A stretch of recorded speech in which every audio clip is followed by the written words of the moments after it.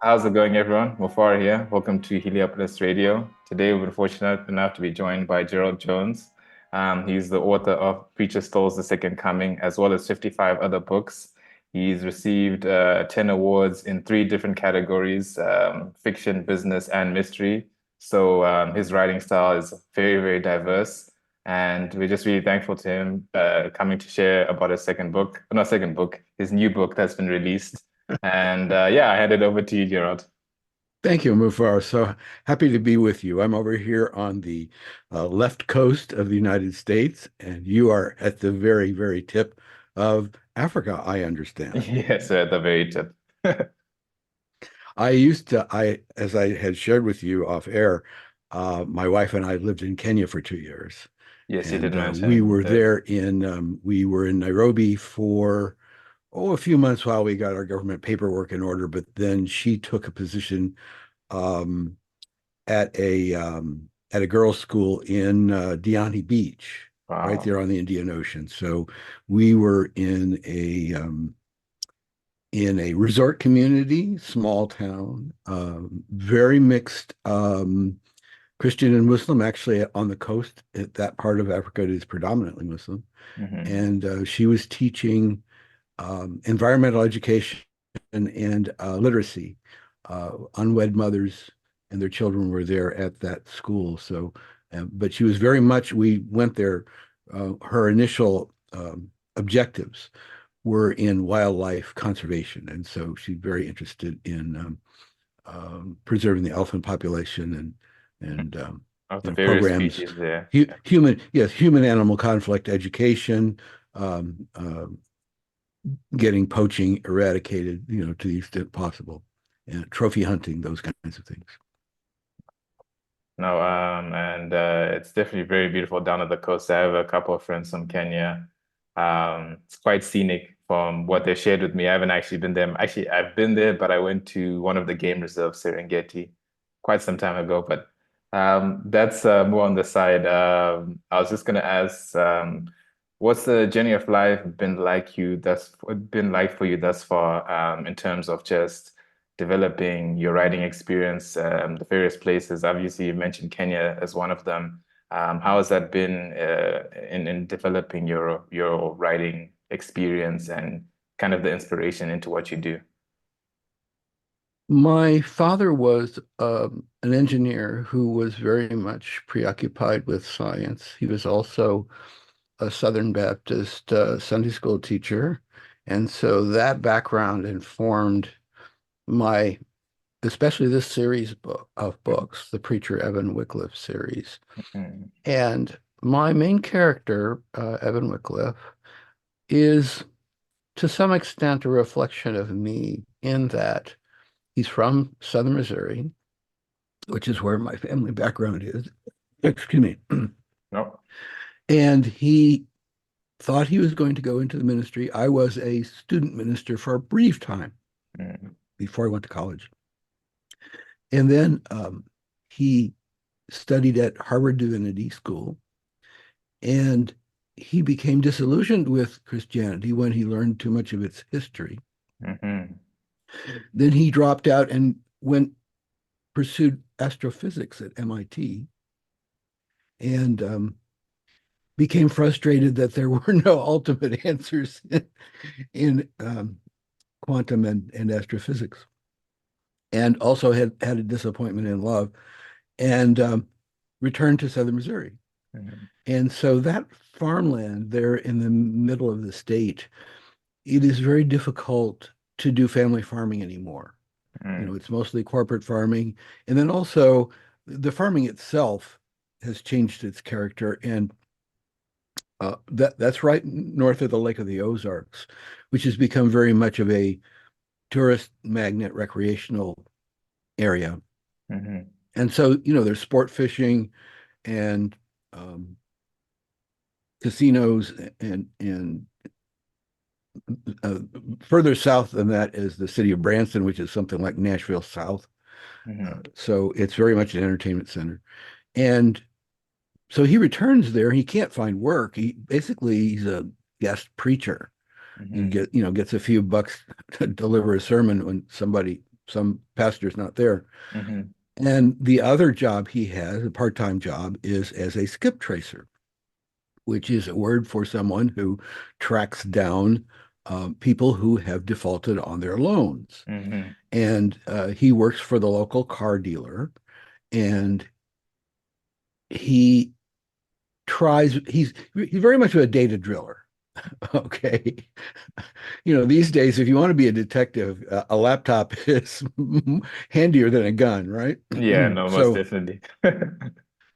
so he's pursuing these people, and he often is able to secure win-win deals. It frustrates the auto dealer because he doesn't get to repo the car. The Evan works at a different loan structure, and so the people end up um, uh, getting back on track. But the crux of the situation in these books is that Evan becomes an amateur sleuth or reluctant investigator because people in this small town come to him with problems that no one else wants to solve. And the two aspects of his personality is, well, number one, he's obsessively curious, obviously. I mean, if he was interested in science and interested in theology and questing Mm-hmm. for answers, and so he's always questing for answers, whatever it happens to be. So he can't help himself. But the other aspect of it is some people think he's agnostic. And, I think in some ways to doubt is human. I mean, Mm-hmm. these evangelists who say, I every time I look in the mirror, I never look back or whatever. I don't quite understand that, Mm-hmm. but personally, but then also um, he ends up stepping into the full-time ministry in the third book, Preacher Raises the Dead, Mm-hmm. and it's just at the beginning of COVID, and he has to minister to because he's now the pastor of the church. He Wow. has to visit the sick and the dying. He has to conduct weddings, but also he has to officiate at funerals. I mean, it's a full-time job, just simply doing compassionate visitations. And so, because he is at the bedside of some people who have near-death experiences and such, some people think of him as a faith healer. So Mm-hmm. that's a reputation that he has to live down because obviously that's not what he claims to be. So my background as in in in fundamentalist religion, and you might say now I'm more of a what New Ageist.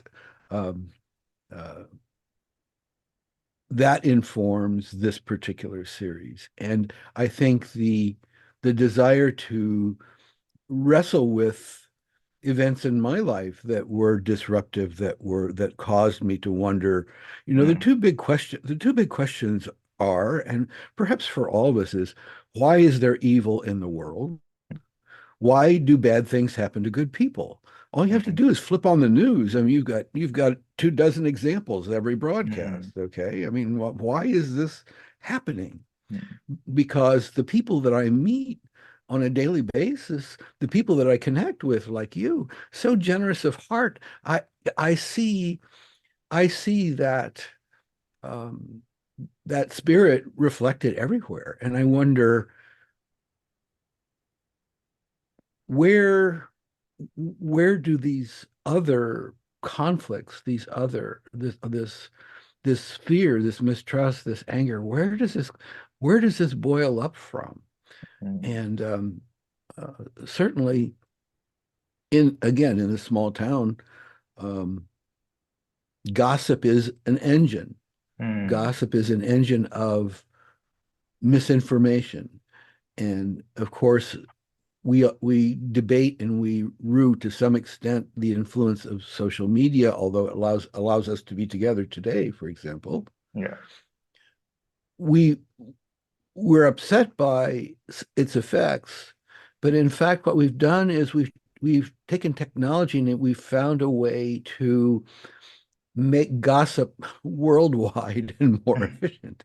So gossip is every bit as mean-spirited at times, especially when it lacks information, is it fills in the gaps. And when it fills in the gaps, it's usually wrong. Mm, You know, the idea that some ethnic group happens to be eating babies, for example. mm, If you look into history, you find that this was something that the Romans accused the Jews of doing. Then the Christians mm. then the Christians came along and they were accused of eating babies. We're talking about, you know, a 2,000-year-old rumor that just simply keeps getting resurrected. And why? It's because there's some kind of visceral response, like, oh my, you know, they must be valueless people if they do something like that. Well, of course, but Mm, that's not that's an engine of gossip, and it has its own power. And of course, there are other tropes that populate our lives as well, lies that we see from day to day. And in the new book, in the new book, Preacher stalls the second coming. I'm no, tripping over no my own problem. tongue. In the new book, um, the the notion that free speech and religious freedom, how far can that go? We have an adversary, if you will, a bad guy, an opponent, you might say, an unscrupulous evangelist Hmm. who is preaching the end times, as many preachers have done. You don't go to jail for that, okay? Hmm. But he has this farm, and he's inviting disadvantaged and homeless people to come and live on that farm on the promise of food. And Mm, so homeless people flock there, people who are down on their luck flock there. And of mm, course, you know, we're in coming out of COVID as well. I mean, you've certainly experienced in Africa as well. mm. There was COVID, droughts, privation, the grain shipments from Ukraine haven't showed up. You Yeah, know, it was a very all of this privation and the idea of the promise of food, even if it's a cup of rice every day, this could be really something. So people get up there and they find out this preacher is advising them not only to fast, he's advising them to starve until they see Jesus. mm, Now, is so we're back to an issue that is very familiar to us in the United States these days, hmm, in the current political debate, is exhorting someone to do something destructive, violent, or evil, if you will, is encouraging someone to do something that will harm themselves or harm others. Is that a crime? Okay. No one, no one sees this preacher harm anyone. All he does is preach, and he's preaching the same thing other preachers have preached. Okay. So when these people meet their ends from starvation and the effort is made to keep it secret, if no one has witnessed harm coming to to someone directly from this fellow or him giving instructions to some thug to help them along with their, you know, demise, then how is he legally liable? How can you hold him um, accountable? I actually had a And sorry, Gerald. I actually had a question I wanted to bring up on that point because what you're talking about is it's kind of a maybe not an unspoken of thing because of the natural sanctity that is around religious principles. So people rarely ever critique the practices of anyone who's highly established within any religious group or organization. Your writing style, particularly with this story, it kind of brings this kind of subtle thing that probably a lot of people have in the back of their heads is how else is it possible that people would actually utilize the sanctity of religion to kind of create self-destructive tendencies within people, ultimately because it's the most efficient way to impact someone or affect a population without outright causing any physical or violence or any harm. Because you hear those type of conversations coming in, how someone, you know, has always got the guise of God behind them, but the motive is often sinister. Is this a kind of message you're trying to emulate through the story and through the events or undertaking, or it's just maybe just for you got for storytelling's sake? That's just probably to put that thought in people. You know what I mean? Because I don't know. It could be two different ways of looking at it. It could be just for the essence of the story, or perhaps to have that inquiry that people should maybe reconsider some of the things that they're encouraged to do to avoid exploitation type of thing. I don't know if that I worded that correctly for you, but I don't know. Well, these themes are there throughout the series, and yes, they are the books are aimed at thoughtful people. Not, I mean, it's difficult to call it Christian fiction because it doesn't assume steadfast faith. It doesn't. The books are not necessarily books of hope. We're Hmm. talking about human frailties, and we got a main character who's a good example of some. He sometimes consoles himself with alcohol. Mm. He overeats. He eats the wrong things. He's not necessarily respectful of his own body temple, if you will. But I Hmm. mean, as to your comment, you very accurately described the entire history of organized religion. I mean, it, throughout history, and well, certainly throughout Christian history, um, uh, the church and its teachings has been used as a way of controlling populations, and we have look no further than what in Europe was called the divine right of kings. Hmm. Every every king, and that was actually part of even today when you see the British coronation, which we recently witnessed again with Charles, the the actual crowning is the archbishop does it, and it is supposed to, at the point that the crown is set on the king's head, this is supposed to establish a link between the divine Hmm. and the head of government, so that and that we see the same thing with papal infallibility. The Pope's word is supposed to be the direct command or Hmm. word of God. Now, this goes back Hmm. as far as human history. Every Egyptian pharaoh uh, Hmm. aspired to have themselves declared or made a king. And then along came Julius Caesar, and but when he died, it was because he went back to Rome, and the Senate got the rumor that he was going to declare himself Okay, yeah. a god. And Hmm. so, and that was the reason that he was assassinated. So, I've often thought, I've often thought, I saw a movie. It was an old movie in the 1940s, and it was about an unscrupulous evangelist. It was about a faith healer, and he said, "The Church of Christ, the Church of Christ. I would like to preach the church without Christ." And I Hmm. thought, no, this guy's got it backwards. I'd like to preach Christ without the church. Hmm.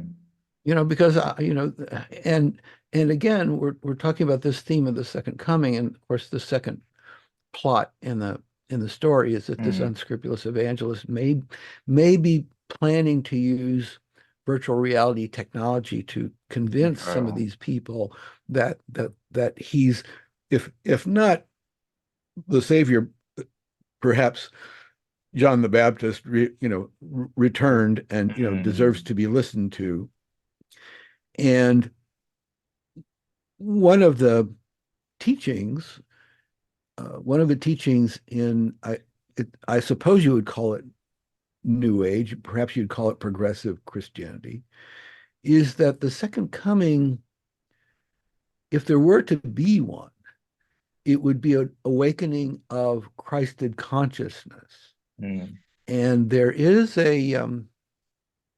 there is a book that was written around 1900 called The Aquarian Gospel of Jesus the Christ.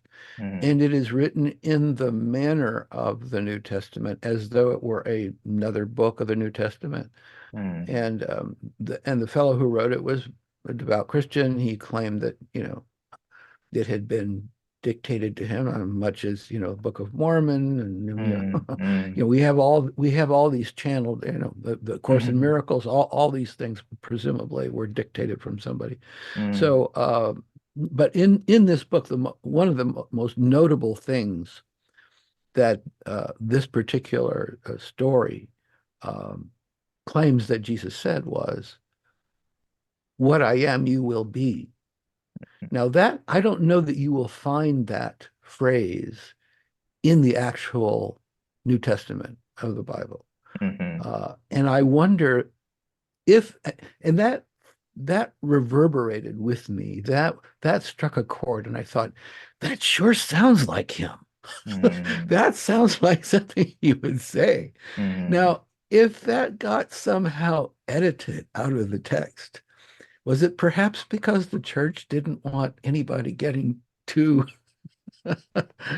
out of control? mm, I mean, in the history of the especially the Catholic Church, mm, the congregation was forbidden to read the Bible.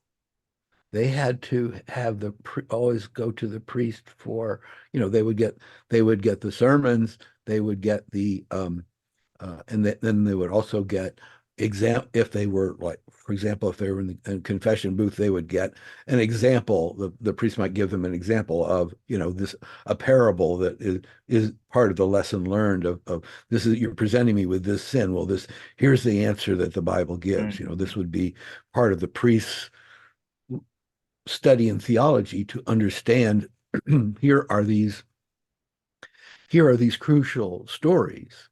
Um, and it was it's it was the French writer Stendhal, was like 1814. He wrote a book called The Red and the Black, and the red was the army and the black was the priesthood.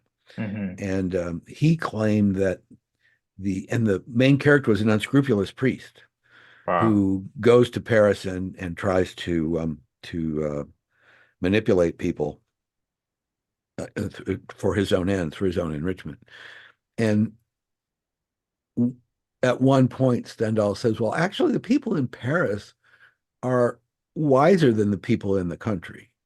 And he says the reason is they read novels and Mhm, they see examples of bad behavior and they see the mm, consequences before they are able to commit them. Now, mm, by contrast, the people in the country, they don't read largely, or they didn't then. And the only lessons they have are from the priest, and they typically, that happened so long ago that doesn't apply to me. But it's more like watching, a romantic drama on television, and you see that, what they used to be called a soap opera. You see a melodrama, you see adultery and betrayal and jealousy, mm, and you see all of these things with the volume turned way up.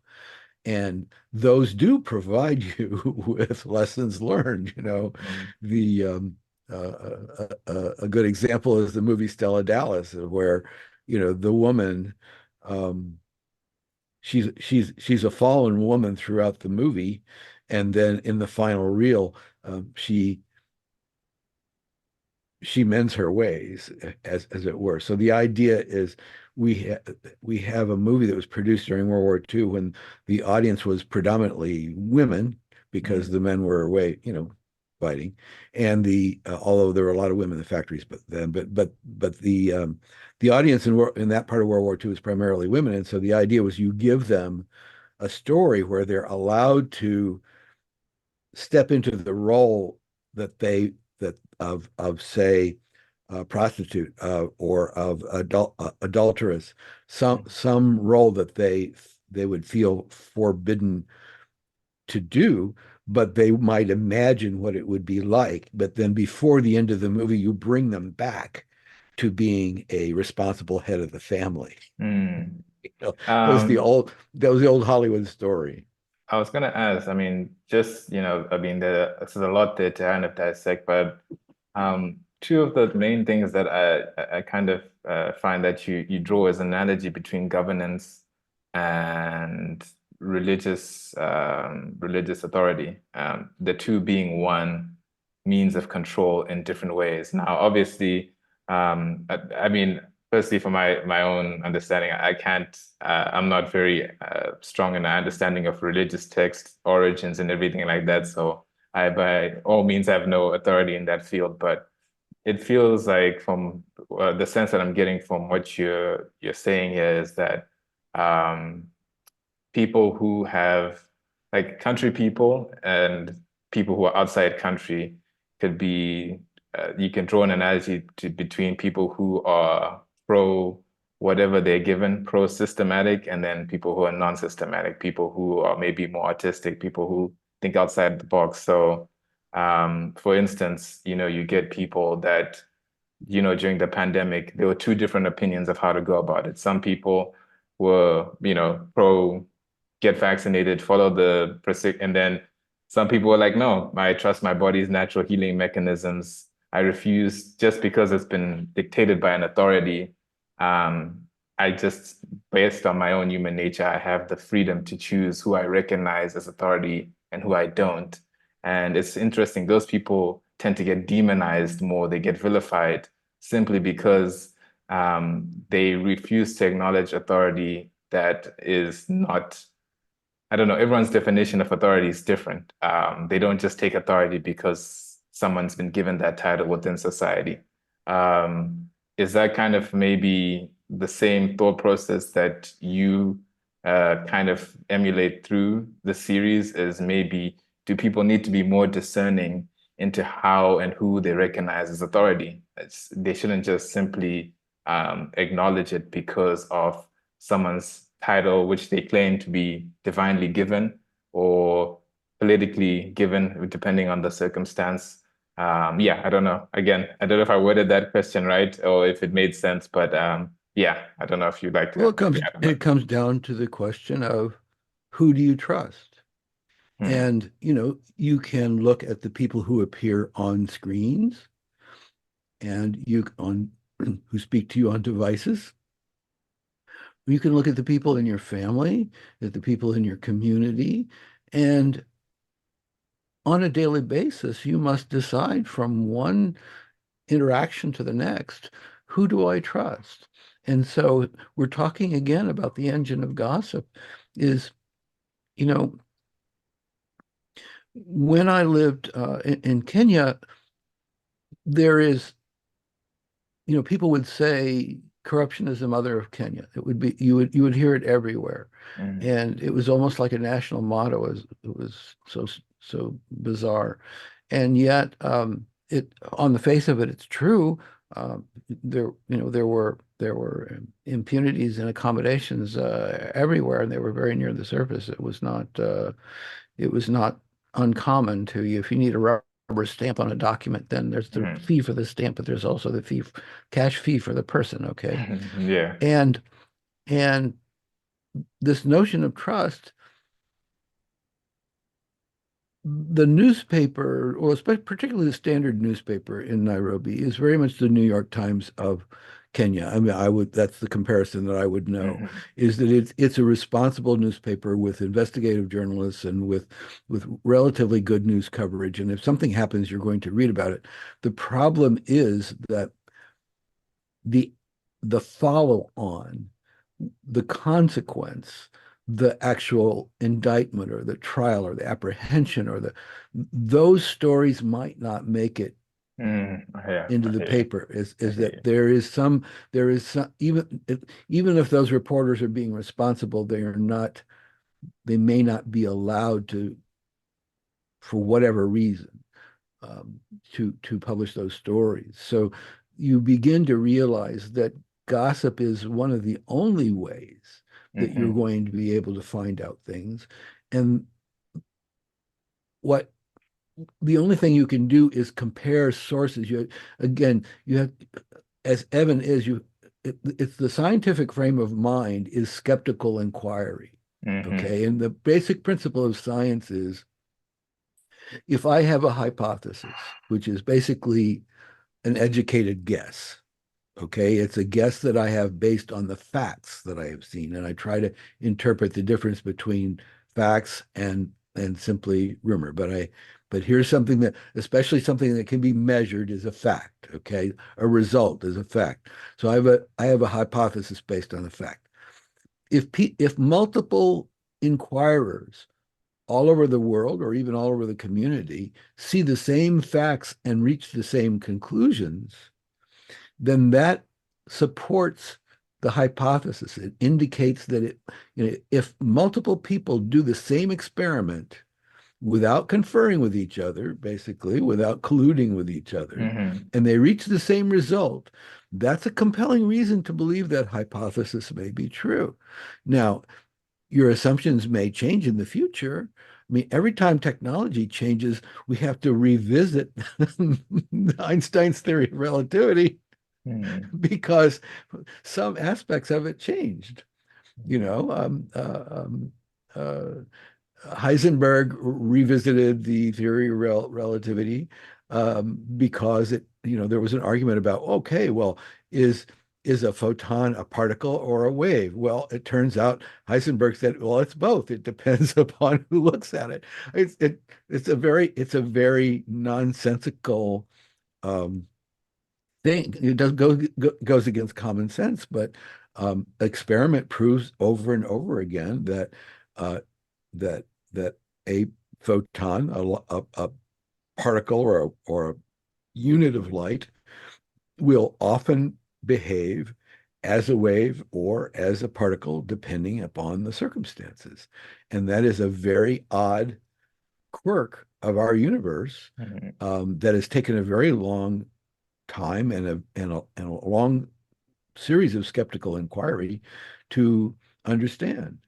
And it's not anything that we can understand in a practical way because we don't have any daily experience of of um, of physical things that behave one way or another, depending upon who happens to be looking at them at the time. So, um, yes, I would say that authority really has to do with trust and with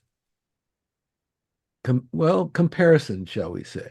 Mm-hmm. Multiple sources. So if you see something on social media that, number one, you want to consider where is it coming from and who benefits from my believing it. So as you say with vaccination, okay, Mm-hmm. you can say, all right, well, the manufacturers of the vaccines are going to benefit greatly if everybody does this. Mm-hmm. But then again, I've received all the vaccines and their boosters. I had COVID a month ago, even long after um, it was thought to have mostly disappeared. Mm-hmm. But now, was it because I mean, and I'm also, because of my age, I'm in a high risk group. Mm-hmm. But the thing is that when I had COVID, I had the sniffles. My wife had the sniffles, and so we had a house COVID test, and we did our test, and lo and behold, there it is. Looks like it says we have it. So that's science, right? We have this Mm-hmm. hypothesis. We have done an experiment to test the hypothesis. We do a nose swab, we put it in the liquid, and we put it on the strip, and there it is. There's the result. Okay. So I called my doctor, I got some medication, but that bout of COVID was basically a bad head cold that lasted 2 days. Mm-hmm. It did not put me in the hospital on a respirator. Now, is the fact that I had the vaccine, did it contribute to that? Would my body have fought it off anyway because I have a fairly strong immune system? Who knows? But I Mm-hmm. was very glad that I had taken what steps I could Mm-hmm. to protect myself. And I think also, even though um, you find that the source of the information is, it's an ad. Mm-hmm. Okay, it's promoting a point of view. It's not telling you all points of view. So it's a good idea to now we've got these wonderful artificial intelligence search engines, okay? You go Mm. and I'll ask Bing what Bing thinks, okay? And I'll get a very robust answer. It may also be unreliable, but it I've noticed that the Bing responses these days have footnotes. Yes, So they do. They you do. can go to the source. I think that's very good. I think that's very good. But however, I watched a documentary and it was interesting. I think it wasn't Bing specifically, it was Google's Bard.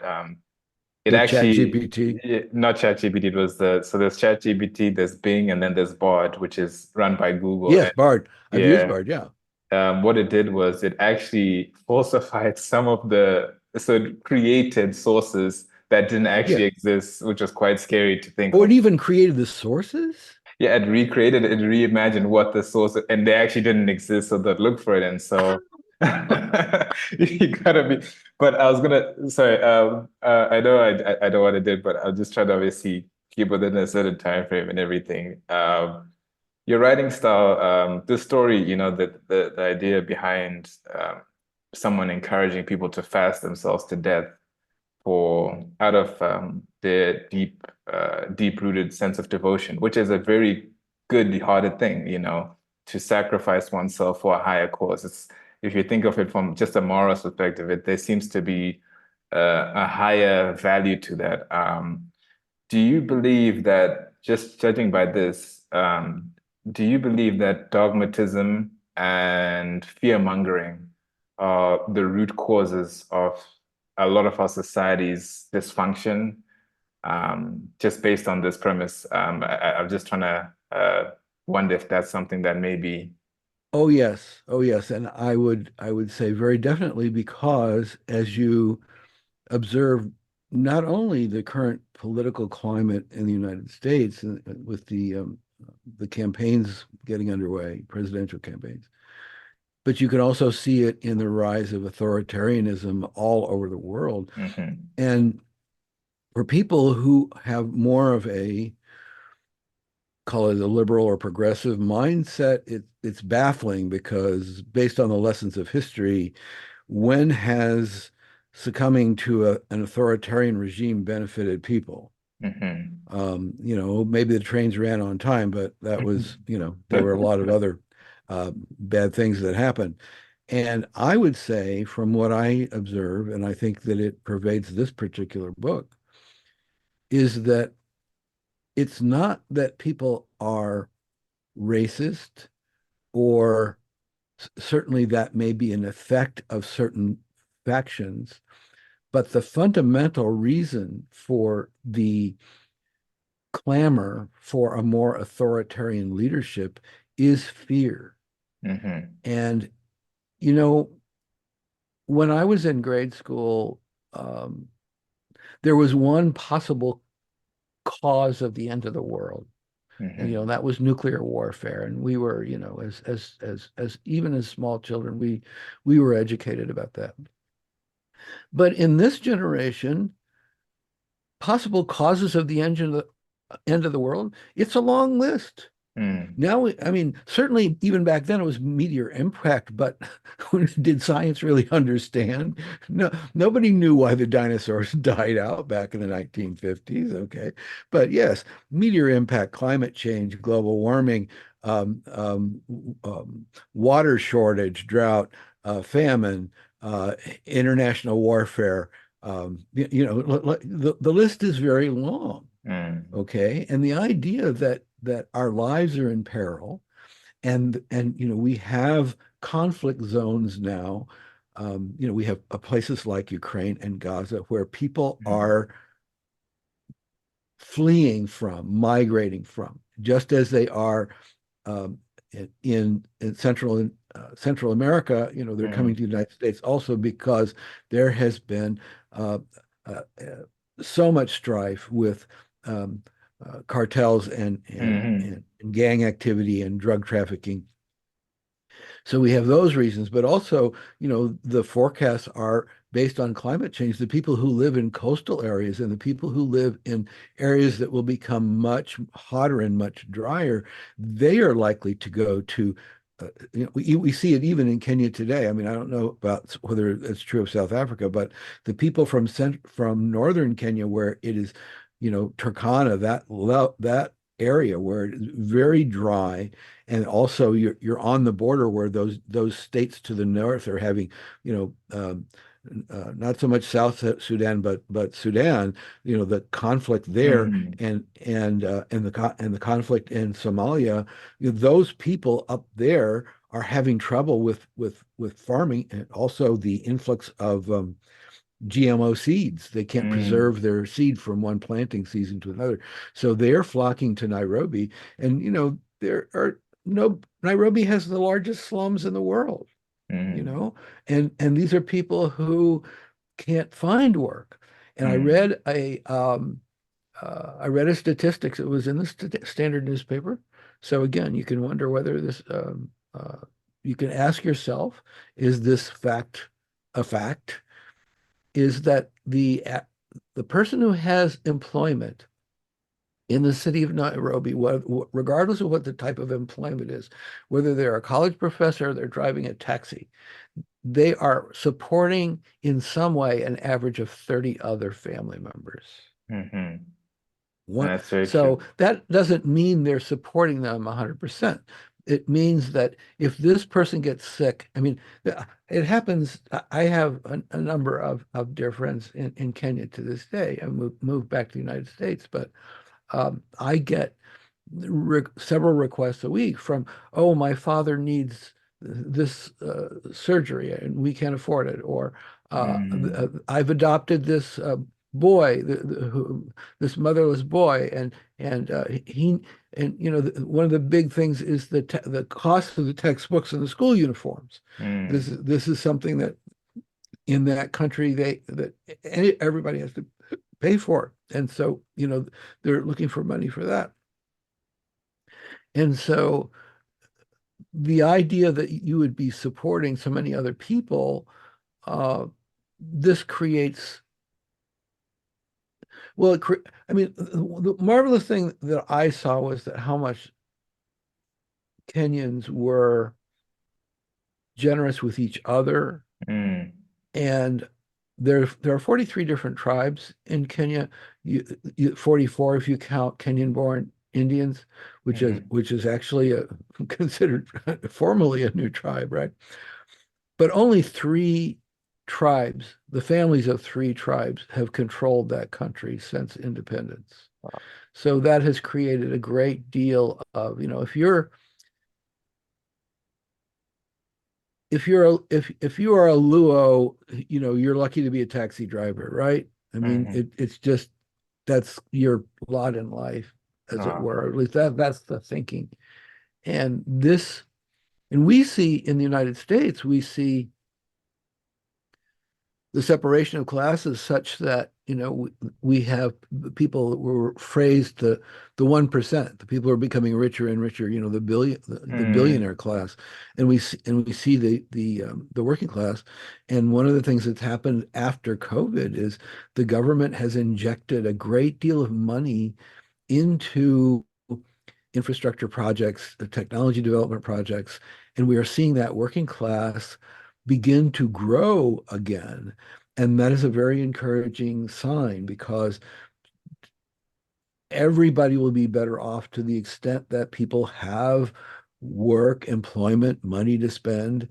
But one of the things, and this is happening worldwide, and again, it contributes to authoritarianism, mm, is that this the it's really computer technology and automation, not just in mm, the factories, but in every walk of life, that causes the rich people to become richer, because it takes fewer people to to run a company than it used mm, to.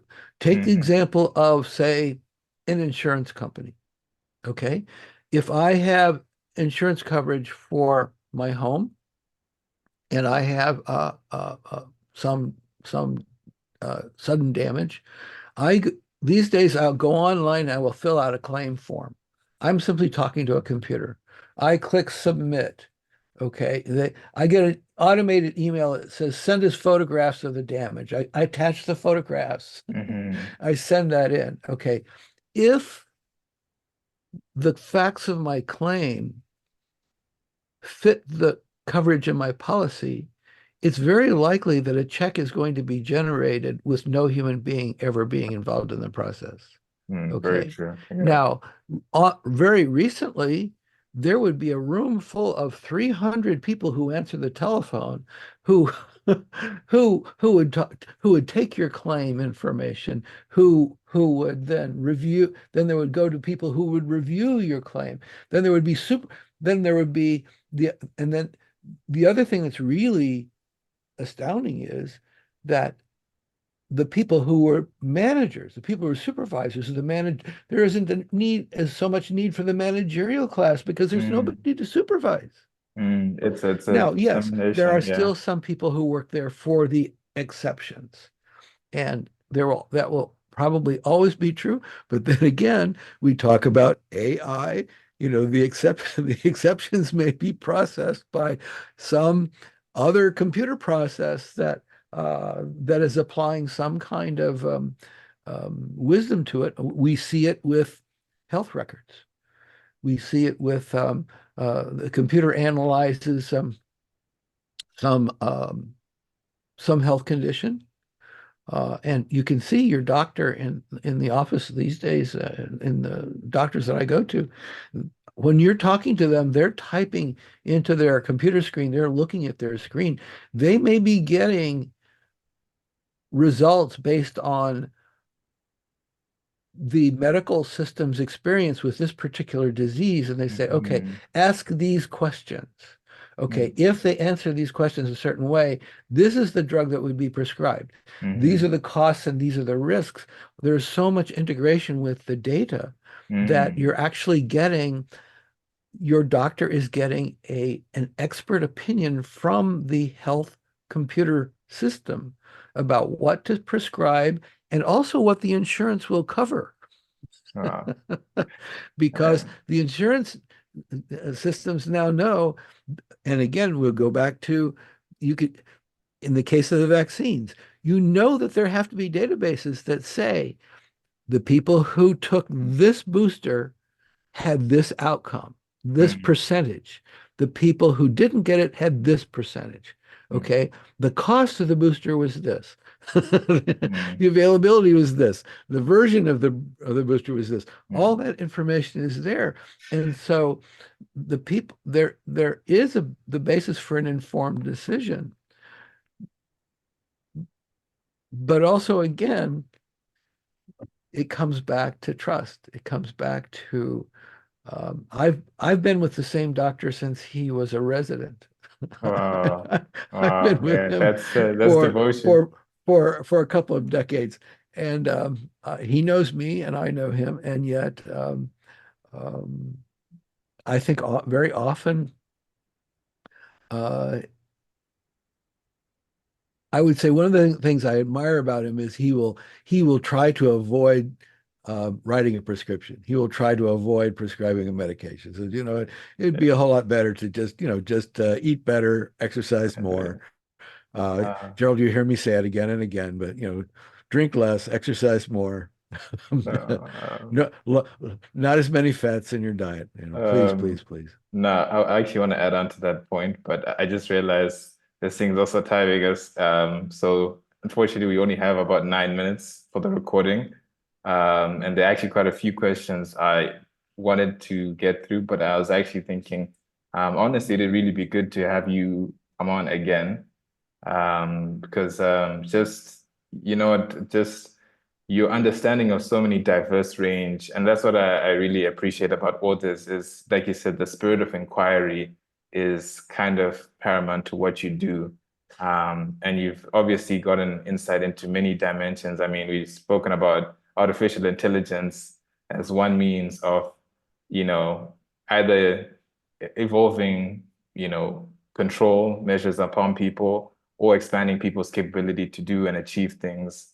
We've spoken about, implications about how what is the true essence of religion? That in itself, that topic in of itself is Yes. that can be someone's entire lifetime. That's an entire course That's entire. in theological seminary. Yes, of Oh course. yeah, no, that's and then obviously the nature of human experience, how exploitation is put upon people, and just some of the human tendencies and compulsion that maybe people in higher positions of power tend to take advantage of. And also you mentioned like the preacher himself, the one who finds himself in power is always faced just based on their circumstances with a lot of moral dilemmas. Like if people believe you to be something, you can't act otherwise, which I found very, very, that's an interesting dynamic of looking at things. We always want to blame or criticize someone for their actions, but you never actually ask them, you never ask the question, what does that person have to face? So it'd really be great to have you come on and just kind of discuss these aspects further because a lot of people would have different questions at all those different points. But what I was going to ask is, can people outside of North America access your book? And if people are interested in just even having a conversation with you, because obviously you're very, very well-read and well-informed individual. I think people are just enjoying having a conversation with you as well. So is there a means of contacting you? And the last question would be, in no particular order, but do you have any words of wisdom or advice for the audience who are listening to this podcast? Anything, it's just I always say it's just good to impart something. Yes, of course, I'd be happy to be on again and um, to access all manner of things about me. GeraldEverettJones.com. That's Gerald with a G, Everett with two T's, GeraldEverettJones.com. And you will find links to review copies of my books. You'll find all information of all the 14 novels that I've done. I even did a nonfiction book called How to Lie with Charts. So that's taught in some college courses. I also have a Substack blog, Thinking About Thinking. That's GeraldEverettJones.substack.com. And my books are available certainly on Amazon all over the Mhm. world. And of course, accessing ebooks generally tends to be easier for people in your part of the world. The times that I've ordered paperbacks in Africa, they were printed and shipped from the UK. So it paperbacks are incredibly expensive. Paper Mhm. costs have gone up, shipping costs have gone up. So I think that they may be available. Um, and I know that the EB book chain, is it EB? In South Africa, the big, it's like the Barnes Noble of South Africa. I don't We know. have exclusive books here. Exclusive books. Exclusive books, yes. Yes, yeah, My they're the big my one. my all I believe my books, because they're in the Ingram catalog, can be ordered through Order exclusive through books. exclusive. So there's that. And I will say, in terms of lessons learned, well, be curious. I think curiosity is the most useful thing, the greatest gift that a teacher can give a student. Hmm. Because in these days, when you can search for anything, that self-directed inquiry. I mean, Mm. I want to find out more about the calves of my legs were aching in the mornings, and I heard somebody say, "Oh, magnesium." All right, well, I start researching magnesium. There's at least three, no, four different formulations of magnesium. They all do different Yeah. things. Okay. But I found one, it crosses the blood-brain barrier. It says it improves memory and you'll remember your dreams more readily. And Mm. not only did it remove the aching in my legs in the morning, it I think it created some mental clarity. Although I may sound confused right now. No, no, no, So no, no. I'm actually the I'm sure. drugs aren't working, but yes, please stay curious. And it was the writer John le Carre who passed away within recent years, and he wrote spy novels, and he always referred to spies as close observers. Mm-hmm. People who are, their brain is a sponge. It's just soaking up details, and you don't know what details are going to become important. And the Mm-hmm. marvelous thing about reading his books is that readers begin to realize they're close observers. That's what reading is. Mm-hmm. And you're absorbing, and what and in his book, he gives you just an abundance of detail, which is, you know, you might be tempted to skim, but if you skim it, you may miss the point. Wow, that's really And well written. and you get to a place, if you're a close observer and you have this discipline that he is saying that this is how spies are trained. If you're a close observer, you are actually getting the things between the lines. Mm-hmm. He doesn't have to explain everything about why this happened or who was behind it, because it is a, in his book, it's always a dark conspiracy that's somehow inside the government and, Yeah, yeah. in the other country. Is there are bad actors right here at home who are colluding with the bad actors, Mm. in the other in the adversary group. And so that intuition, I think that's excellent discipline simply for digesting social media. Mm-hmm. Read between the lines. Who has to gain from this? Mm-hmm. And who's telling me this? And that doesn't necessarily mean that it is with malicious intent, because that product might be valuable. That concept might be valuable. You just simply have to find ways of testing it. And as Mm-hmm. I say, with the magnesium, I went online and um, I had told my doctor, oh, well, yeah, I found some benefit from magnesium oxide. And he says, well, you realize that also causes diarrhea. And I thought, oh, yeah, it does. So, um, Uh, yeah, they're like what magnesium citrate, phosphate. the label didn't say that. They just wanted you to buy the product. Yes, that might be too much information, but No, no, it's a I'm not a doctor, but I play one on TV, as they say. no. Thank you so much, Gerald. Definitely, please, it'd be really good to have you on again. And obviously, I didn't manage to get in all the questions in relation to the book. I apologize for that. Just having to Oh, work not at within all. tight time constraints, but I think the message, for the most part, I think listeners will get it. And again, I find the story and premise very, very relevant to today. Especially like you said, people with an intuitive way about going about things, who read between the lines, they'll really actually they can take a lot from it and learn and hopefully benefit from it, so that they're more discerning and less compulsive. And I feel like most authors, um, in a certain way, that's their obligation to society, is to make people more introspective, less compulsive, and more self-aware in a sense. Well, we're storytellers, and that's how we build community. That's how we exchange not only information, but our feelings about whatever that information, however that information affects us. So, and with me, I've been a compulsive storyteller since I was on the playground in school. So, um, some some in my family say, "Oh, well, it's fiction after all. His version of it is not true." Okay, all right, fine. It made a good story. It made a good No, story. no, thank you so much, Gerald.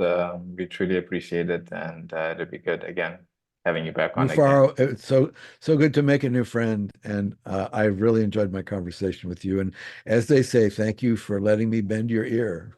Thank you so much.